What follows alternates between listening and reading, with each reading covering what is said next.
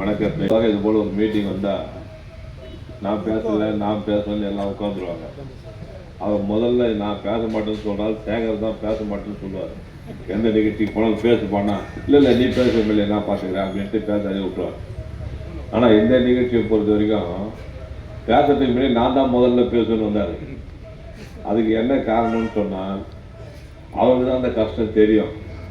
ஏற்கனவே பாலாறு கொடி தண்ணி வந்தது எப்படின்னு தெரியும், அது நின்றது எப்படின்னு தெரியும். ஆனால் அவர் சொல்லும் போது சொன்னார், எப்போது இந்த தண்ணீர் வந்தது என்று தெரியவில்லைன்னு. ஆனால் இங்கே இருக்கிற ஒரு சிலருக்கு தெரிஞ்சிருக்கும். இது 1969க்கு பின்னால் தான் இந்த பாலாறு குடி தண்ணீர் வந்தது.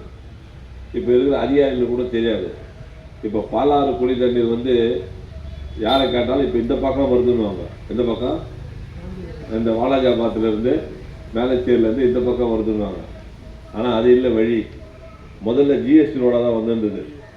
நம்ம பாலாறுலேருந்து அந்த தண்ணி ஸ்ரீவில்லிபுத்தூர்லேருந்து அப்படியே சிங்கப்பெருமாள் கோயில் வந்து உள்ளே வந்து செட்டி பண்ணி, அதுதான் அந்த செட்டி மலைலாம் இதை செட்டி பண்ணி அந்த வழியாக வந்து வரணும்.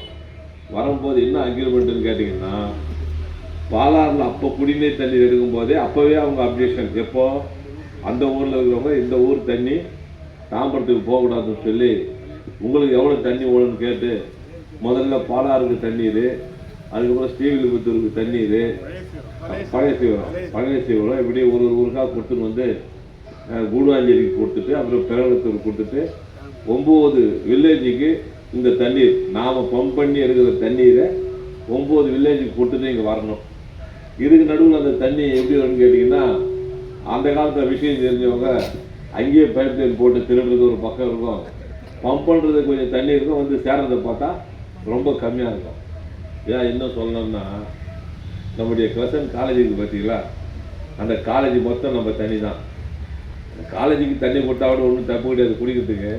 அளவுக்கு ஸ்விம்மிங் பூலுக்கு அந்த பாலாறு தண்ணி தான் இருந்தது.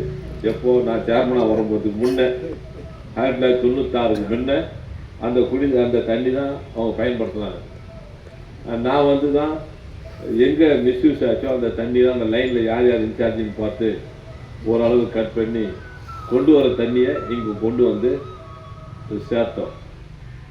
சேர்த்ததுக்கப்புறம் தான் ஒரு காலகட்டத்தில் ஒரு வில்லேஜாக அந்த டெவலப்மெண்ட் ஆகும்போது கட் பண்ணினே வந்து கடைசியாக பெரவலத்தூரில் கடைசியாக கட்டாகி போச்சு. எவ்வளோ முயற்சி பண்ணி பார்த்தாங்க. நிறைய பேர் கேட்பாங்க, நீங்கள் என்னங்க தாமரை வரைக்கும் தண்ணி வருது, பக்கத்தில் இருக்கிற அந்த சக்தி நகர் ஒரு 10 அடிக்கு பைப்லைன் போட்டால் பெருங்கரில் தண்ணி வரணும்னு கேட்பாங்க. ஏன்னா அவங்க கேட்கறது நியாயம் இருக்குது. ஆனால் கொடுக்கறதுக்கு சட்டத்தில் இடம் கிடையாது. இது ஒரு ஊர், அது வேறு ஊர் நை போச்சு. இப்போ கார்பரேஷன் ஆனதுக்கப்புறம் நம்ம வந்து இது எல்லாமே கார்பரேஷனில் சேர்ந்து போச்சு.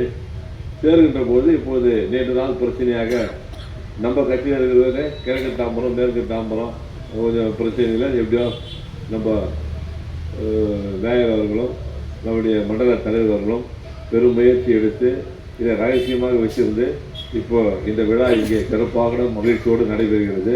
ஆகவே இதை முன்னின்று செய்த அத்தனை பேருக்கு என்னுடைய மனமார்ந்த நன்றியை அன்போடு தெரிவித்துக் கொள்கிறேன்.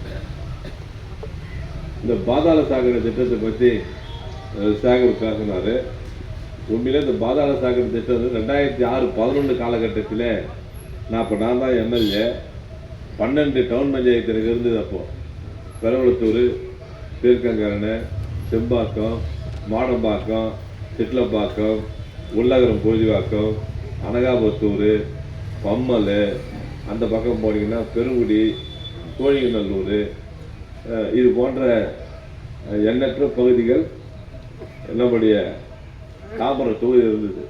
ஆனால் அப்போ அந்த பக்கம்லாம் முடிஞ்சிச்சு வேலை. கோழிங்கநல்லூர், பெருங்குடி, நம்முடைய உள்ளகரம் பொழுதிவாக்கெல்லாம். இப்போ சொன்னால நான் டெல்லிக்கு போய் அப்போ வந்தேன்னு, அப்போ ஒரு ஸ்கீம் ஒன்று போட்டாங்க, ஜவஹர்லால் நேரு வேலைவாய்ப்பு ஜேஎன்என் ஸ்கீம். ஒரு ஸ்கீமு, அந்த ஜேஎன்என் ஸ்கீமில் தாம்பரம் நகராட்சி இல்லை, மாநகராட்சிக்கு மட்டும்தான்.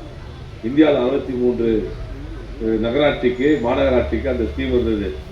ஒரு நகராட்சிக்கு முதல்ல சேர்த்தது நான் தான் அதிகாரிகிட்ட சொல்லி தாம்பரம் தொகுதி அப்போ சேர்த்து, அப்போ அதில் 50,000 கோடி, இப்போ கம்மி 50,000 கோடி சர்வசாதாரணம்.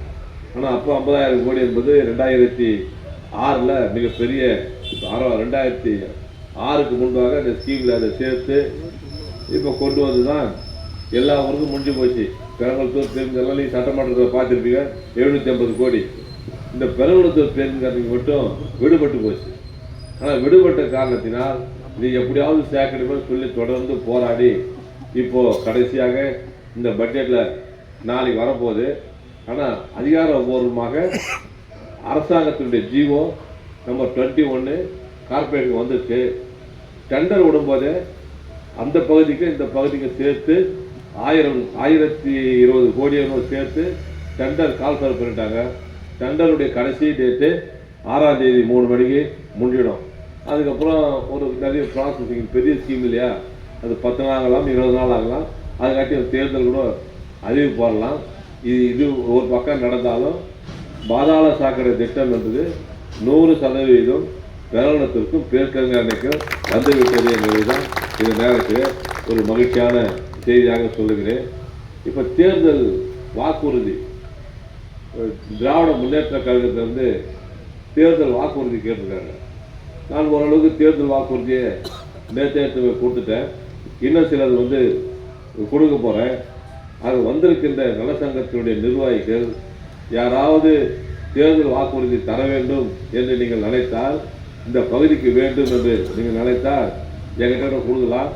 தேதி இருக்குது, எப்படியாவது தலைமை கழகத்தில் கொடுத்து அதன் மூலியமாக வருகின்ற சட்டமன்ற தேர்தலுக்கு திமுகவின் சார்பாக வாக்குறுதியாக கொடுக்கக்கூடிய ஒரு நிலை வரும். அதுவும் உங்களுக்கு பயன்படும். 24ஆம் தேதி ஒரு மீட்டிங் இருக்குது. என்ன மீட்டிங் கேட்டிங்கன்னா, எங்கள் தலைவர் சொல்லியிருந்தது, உங்களுக்கு என்னென்ன தேவைகள் இருக்குதோ நலசங்க நிர்வாகிகளுக்கு எங்களுடைய